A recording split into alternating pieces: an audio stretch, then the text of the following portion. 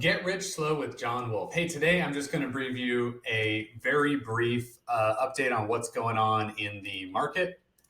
First of all, I'm a loan officer in Oregon and Washington. So here's my license info if you want to get a hold of me.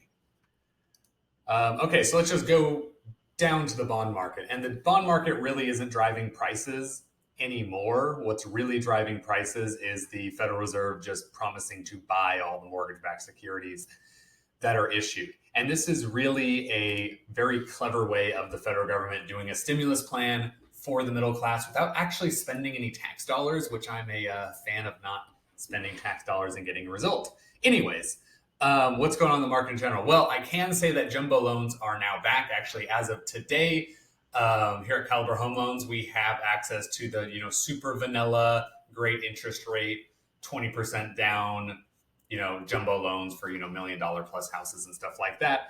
And then also just a brief comment about what rates are doing right now. Caliber has finished programming. Depending on the loan program, I think we're going as low as 2.25 or 2.3% interest. And this is for 30 years. And I actually last week locked somebody at 2.25 with a bit of points. But it does seem to be like the decent credit, normal, conventional 5% down is right about 3% flat, which is just incredible. I mean, 3% interest is darn near close to free money. And you kind of see it when you're doing price comparisons for clients.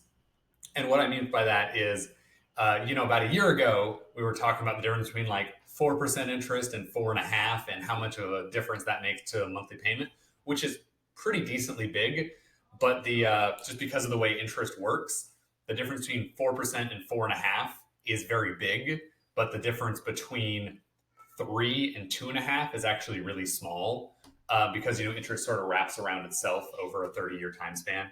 But anyways, if you have any questions, I'd love to help you.